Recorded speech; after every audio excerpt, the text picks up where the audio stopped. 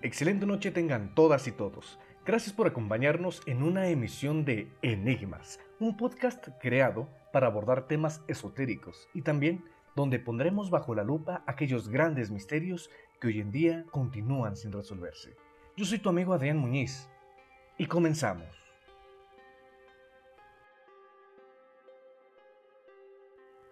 El día de hoy vamos a hablar del mosaico binario. Es un tema meramente masónico, pero vamos a tratar de abordarlo desde un punto de vista un tanto profano. Vamos a comenzar con una pregunta. Estás dentro de un cuarto con solo dos puertas y con dos hermanos gemelos. Si sales por la puerta equivocada, te matan. Y si sales por la puerta correcta, vives. El problema es que solo puedes hacer una pregunta a un solo de los gemelos. Además, uno de ellos siempre miente y el otro siempre dice la verdad, pero tú no sabes cuál es cuál. Hay solo una pregunta que puedes hacer y esa pregunta siempre te hará salir por la puerta en la cual vives. ¿Cuál sería la pregunta? Lógicamente no daré la respuesta, ya que la idea de este acertijo, que tiene muchos binarios implícitos, es que cada uno pueda llegar a ella, luego de un análisis, y es por ello que pido a los queridos hermanos que la sepan, no la develen en los comentarios. Sin más preámbulo, pasaré a definir dos conceptos. Mosaico, de latín mosaicum, se dice de la obra taraseada de piedras o vidrios, generalmente de varios colores. Y binario, de latín binarius, compuesto de dos elementos, unidades o guarismos. Cuando hacemos nuestro ingreso al templo, debemos atravesar dos columnas y vernos enfrentado al mosaico binario que llega hasta el ara. No es casualidad que aquellas baldosas tengan ese tamaño, ya que nos recuerdan que al pisarla debemos tomar conciencia que nuestros pies jamás estarán apoyados en un 100% en el blanco o en el negro, sino que pisamos parte del blanco y parte de su opuesto. El pavimento mosaico es sin duda un símbolo de la manifestación que efectivamente está determinada por la lucha y delicado equilibrio que entre sí sostienen las energías positivas, masculinas y centrífugas, también llamados yang o luminosas, y las energías negativas, femeninas y centrípetas, o conocidas como yin y oscuras, expresadas también en la alternancia de los ritmos y ciclos de la naturaleza y el cosmos. Esas mismas energías están representadas por el Sol y la Luna, que en la logia se encuentran presidiendo el oriente, a uno y a otro lado del delta luminoso. Recordaremos que el color blanco simboliza las energías celestes y el color negro, las terrestres. Las primeras se oponen a las segundas y viceversa, al mismo tiempo que se complementan y conjugan, atraídos como polos positivo y negativo de un imán, determinando su perpetua interacción, el desarrollo y la propia estructura de la vida cósmica y humana. Esa estructura se genera igualmente por la confluencia de un eje vertical celeste y otro horizontal o terrestre, ejemplificados en el pavimento por las líneas transversales y longitudinales, conformando un tejido o trama cruciforme, un cuadriculado, que refleja las tensiones y equilibrios a que están sometiendo el orden de la creación. Asimismo, también puede equipararse la vertical al tiempo y la horizontal al espacio, el primero activo con respecto al segundo, al que moldea permanentemente, es decir, las dos coordenadas que establecen el encuadre que permite la existencia de nuestro mundo y de todas las cosas incluidas. La idea de ese orden está ya implícito en el significado de la palabra mosaico, que deriva también del griego moseon, literalmente templo de las musas, expresión que conviene perfectamente a la logia masónica, en donde, como estamos viendo, cada una de sus partes y la totalidad de su conjunto constituyen una síntesis simbólica de la armonía universal. El mosaico binario, cuyo tema nos convoca el día de hoy, por una parte nos habla de la delimitación de los mosaicos que simbolizan el mundo donde nos movemos en su juego dual, y por otro lado la igualdad de sus mosaicos. Nos recuerda que los hombres en esta tierra somos todos iguales, sin importar el color de piel, la economía, raza, credo, solo destacados por virtudes y capacidades. Es a su vez también el juego, no de los contrarios, sino de los complementos, tales como el día y la noche, lo bueno y lo malo, es la manifestación universal del gran arquitecto del universo en su forma dual. La imagen de este tablero cuadriculado nos lleva a nuestra conciencia, refiriéndose a lo anteriormente expuesto, lo perfecto y lo imperfecto, coexistiendo en el mismo lugar como lo blanco y lo negro, quedando a nuestro libre albedrío escoger entre los caminos que conformen nuestra senda propia en la vida y así encontrar la libertad, la igualdad y la fraternidad por medio de la justicia en paz y con armonía, luchando contra los vicios y trabajando con las virtudes. Podemos visualizar las acciones de los hombres como las distribuciones de las piedras del Weiqi, juego chino de más de 5000 años de antigüedad, y la vida misma como un juego continuo en el que se gana y se pierde. En el Weiqi el secreto no está en ganar, sino en ser parte del juego. Como podemos ver, el centro de la logia se considera como la simbiosis entre el espíritu y la materia, la unidad de los pueblos, la dualidad del bien y del mal, la convivencia armónica entre las razas, la diversidad de los seres, tanto animados como inanimados, y es la representación alquímica del azufre y del mercurio. Los mosaicos con su forma cuadrada o dobles triángulos, rectángulos, como queramos llamarlos, nos refieren las virtudes de templanza, fortaleza, prudencia y justicia, dándole significados morales.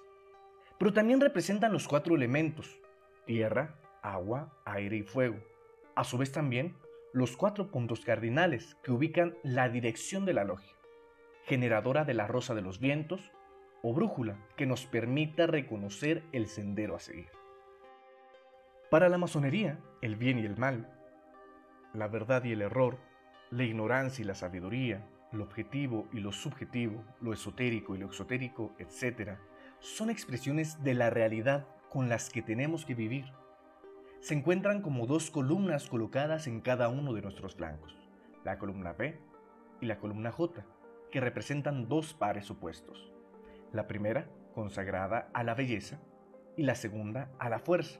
Pero la clave está en aprender a mantenerse en equilibrio entre estas 2 partes de la realidad. Según la teoría pitagórica, el binario es el símbolo de la diversidad, de la desigualdad, de la división, de la separación y de las vicisitudes que provienen del estado imperfecto en que cae el hombre cuando se desconecta de Dios, lo cual es un contrasentido que veremos más adelante. La fe y la esperanza eran blancas entre los antiguos. Blanco era el color de Júpiter, padre del día, y negro el de Plutón, rey de las tinieblas. En Roma, le dedicaban al segundo mes del año y dentro de él, en su segundo día, se realizaban sacrificios. En las ceremonias del antiguo Egipto, los sacerdotes vestían de blanco. El contraste entre los colores blanco y negro, ligados por el mismo cemento, dan la imagen del bien y del mal que nos representan los senderos de la vida. También recuerda la pureza del sentimiento o el alma pura del iniciado intentando sobreponerse a los rencores, vicios y pasiones a que está sujeto el profano. El negro no refleja los rayos luminosos y su oscuridad despierta sentimientos de destrucción y muerte. El blanco, unión de los 7 colores del espectro solar, es luz, creación y vida, y por ende debiera ser la esencia del gran arquitecto del universo. Pero ya veremos otra arista de esta idea. La sabiduría que emana de Dios es la blancura resplandeciente de la luz eterna, cantó el rey Salomón sin darse cuenta del error que cometía. Los filósofos presocráticos Parménides y Heráclito expresaron ambos 2 afirmaciones opuestas, pero ambas verdaderas según su punto de vista. Parménides decía que hay un solo ser y que este ser es inmutable. De todo cuanto existe, lo primero y principal que podemos decir que es, ese ser es único en todo cuanto existe. Por el contrario, Heráclito decía que el ser no existía porque todo está en permanente cambio. Lo único que existe es el cambio. Por eso, aquella frase tan conocida de nadie se baña 2 veces en el mismo río, porque el río está en constante cambio. Cientos de años antes que estos filósofos griegos, los Vedas de la India ya discutían sobre la realidad dual y no dual. El filósofo existencialista Heidegger, en su libro Ser y Tiempo, se plantea la pregunta: ¿qué es el ser? ¿Qué es lo que es? Preguntas llenas de sentido. Él mismo se contesta que el ser es lo inmediato indeterminado, la raíz de la que está todo constituido. Curiosamente, en el siglo V de la era profana, el máximo autorizado comentarista de los Vedas, Sankara, comienza su investigación filosófica con la misma pregunta que Heidegger. Ese filósofo existencialista trata de explicar que la auténtica existencia humana consiste y ha de orientarse hacia la realización del ser. Aunque en el conocimiento sensorial hay una aparente separación entre el sujeto y el objeto, él nos habla de la no separación por la identificación del sujeto, es decir, la conciencia con el objeto. Heidegger describe el ser y Sankara a Brahma como uno indeterminado e indivisible. Pero este ser o Brahman se está expresando en el mundo de infinitos modos y con infinitas formas. La dualidad o multiplicidad es, por tanto, de lo accidental, de las formas, de la no realidad. Dicen que es como si el ser se disimulase revelándose con apariencias variadas y diversas. Para ambos pensadores, el conocimiento empírico humano es erróneo, y este error ontológico es parte de la misma estructura del pensamiento. La razón o explicación de este error, según Heidegger, sería el misterio por el que el ser se manifiesta en los múltiples objetos o formas de lo existente. Y Sankara dirá, como toda la Vedanta Advaita, que la causa de este error es Maya, es decir, la ilusión. Según ambos sabios, el ser humano sufre apego a los distintos objetos de la existencia que no son sino ilusorios. Y el resultado inmediato, como dice también Buda, es el sufrimiento, el desengaño, la desilusión cuando estos objetos desaparecen por la naturaleza transitoria de los mismos. Las polaridades o formas duales son ilusorias, como la mente donde se producen. Lo ilusorio no es absolutamente irreal, sino relativamente, en el sentido de que existen, pero tan solo con una existencia mental y transitoria. Lo auténticamente real ha de ser siempre idéntico a sí mismo. Las formas, en cambio, son cambiantes por su propia naturaleza. La existencia humana se desarrolla siempre entre los opuestos o polaridades, creando la consiguiente tensión, pero también la lógica creatividad del intelecto. El placer y el dolor, la verdad y la mentira, el amor y el odio, el ser y el no ser, la luz y la oscuridad, son las más fundamentales polaridades en que discurre la existencia humana, con sus consiguientes variaciones y manifestaciones. Entre ambas polaridades u opuestos no hay un camino posible de unión, tan solo existe la destrucción o eliminación de dichos opuestos. Mientras el ser humano se sienta autónomo y separado, buscará siempre el opuesto que más le agrade y satisfaga.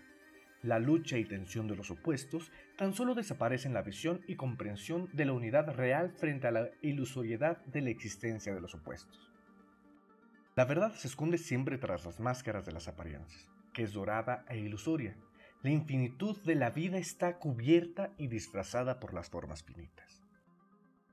Es evidente que todo esto que decimos no es fruto ni puede ser adquirido por el intelecto o la razón, sino por la intuición. A esa intuición tan solo se accede por el silencio mental. La visión dual de los opuestos y las polaridades es patrimonio del conocimiento sensorial y mental, que es en el que hemos sido educados desde nuestra infancia. Si nos consideramos adultos y conscientes de la infinitud de nuestra conciencia profunda, deberemos penetrar y practicar ese conocimiento intuitivo propio de los seres humanos despiertos a la verdad de sí mismos. Hemos llegado a la parte final de este podcast, en donde intenté abarcar un enfoque distinto, un poco más orientado a la filosofía oriental si se quiere, tratando de resumir para ustedes, mis queridos hermanos, una cultura diferente, que a medida que uno estudia logra leer entre líneas muchos pensamientos que a veces se creían occidentales. En síntesis y en pocas palabras, podría decir que si bien es cierto vemos o creemos ver opuestos en todas partes, estos no son más que una herramienta que utiliza nuestro intelecto para intentar comprender el ser, lo cual no podríamos si no es a través de la manifestación del mismo. Otro aspecto muy importante de estudiar es aquel que dice la relación con esta verdadera unidad del todo, y que nos dice claramente que dentro de cada uno de nosotros convive armónicamente el binario, que caminamos por él en cada momento, que transitamos en la sintonía del yin y del yang. Por último, solo quiero recordarles que piensen en el acertijo con el que comencé este podcast. Es de una simpleza y una belleza que solo se entiende cuando uno mismo encuentra la solución, y que nos entrega una forma muy especial de entender la realidad. Yo soy tu amigo Adrián Muñiz. Acompáñanos en el siguiente podcast de Enigmas. Muchas gracias.